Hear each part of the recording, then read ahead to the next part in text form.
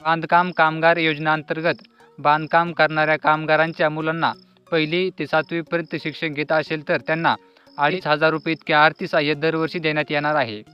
या संदर्भात अर्ज कसा करायचा, आवश्यक कागदपत्रे कोणती लागणार आहेत आणि या योजनेच्या अटी व शर्ती कोणकोणत्या आहेत या संदर्भात सविस्तर माहिती आपण आजच्या व्हिडिओमध्ये आपण जाणून घेणार आहोत। बांधकाम कामगारांच्या इयत्ता 1ली ते 7वी मध्ये शिक्षण घेत असलेल्या पाल्यांना प्रतिवर्षी 2,500 रुपये इतके आर्थिक सहाय्य देण्यात येते। आर्थिकदृष्ट्या गरीब कामगारांना आपल्या पाल्यांचे शिक्षण पूर्ण करण्यासाठी खूप साऱ्या आर्थिक अडचणींचा सामना करावा लागतो।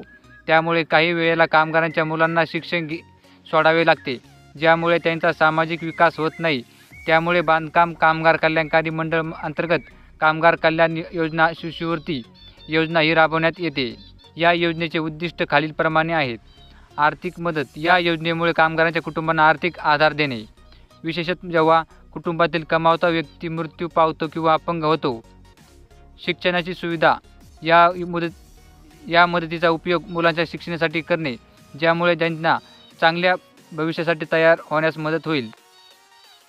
जीवनमान सुधारणा, या योजनेमुळे कामगारांच्या कुटुंबाचे जीवनमान सुधारण्यास मदत करणे। कामगार कल्याण योजना शिष्यवृत्तीचे वैशिष्ट्य आपण आता जाणून घेऊया। योजनेअंतर्गत दिली जाणारी शिष्यवृत्ती रक्कम लाभार्थ्यांच्या बँक खात्यात जमा केली जाते। बांधकाम कामगार शिष्यवृत्ती योजनेचे लाभार्थी कोण असणार आहे, तर इयत्ता 1ली ते 7वी मध्ये शिक्षण घेत असलेल्या कामगारांचे पाल्य म्हणजे मुलं मुली। बांधकाम कामगारांचे शिष्यवृत्ती अंतर्गत आवश्यक पात्रता व अटी, विद्यार्थ्यांना किमान 75% अथवा अधिक उपस्थिती आवश्यक आहे। 75% हजेरीबाबत अर्जासोबत शाळेचा दाखला देणे आवश्यक आहे। विद्यार्थी सरकारी शाळेत शिक्षण घेत असल्याचे आवश्यक आहे। जर एखाद्या कामगारांचा मृत्यू झाला असेल तर त्या अशा परिस्थितीत अर्जासोबत त्यांचे मृत्यू प्रमाणपत्र जोडणे आवश्यक आहे। कामगारांच्या पाल्य इयत्ता 1ली ते 7वी शिक्षण घेत असणे आवश्यक आहे, त्यामुळे शाळेचे बोनाफाईड प्रमाणपत्र आवश्यक आहे।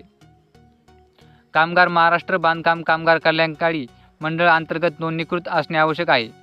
प्रायव्हेट शाळेत शिक्षण घेत असलेल्या विद्यार्थ्यांना या योजनेचा लाभ दिला जाणार नाही। कामगार कल्याण योजना शिष्यवृत्ती अंतर्गत आवश्यक कागदपत्रे, 75% हजेरीबाबत शाळेचा दाखला, शिक्षण प्रमाणपत्र, कामगारांचे आधार कार्ड, कामगारांचा मृत्यू झाला असल्यास त्याचे मृत्यू प्रमाणपत्र, कामगारांचे नोंदणी प्रमाणपत्र, विद्यार्थ्यांचा जन्माचा दाखला जन्म प्रमाणपत्र, कामगारांचे आधार कार्ड। अर्ज करण्याची पद्धत आपण आता जाणून घेऊया।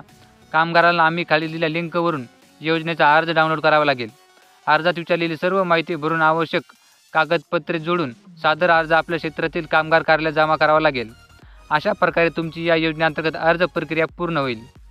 तुम्हाला जर या योजनेचा अर्ज पाहिजे असेल तर आपण आपल्या टेलिग्राम चॅनलवरती दिलेला आहे, तिची लिंक आपल्या डिस्क्रिप्शन बॉक्समध्ये आहे, तिथून तुम्ही तो डाउनलोड करू शकतात। त्या फॉर्ममध्ये विचारलेली सर्व माहिती व्यवस्थित भरून घ्या। आवश्यक आपण जे कागदपत्रे सांगितले ते देखील जोडून द्या आणि हा अर्ज तुमच्या जवळच्याच क्षेत्रातील बांधकाम कामगार कार्यालयामध्ये जमा करून द्या।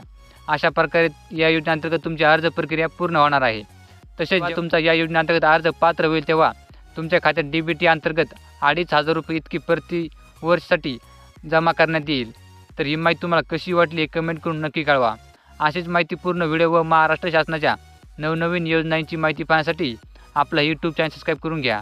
तर चला भेटूया पुढच्या व्हिडिओमध्ये।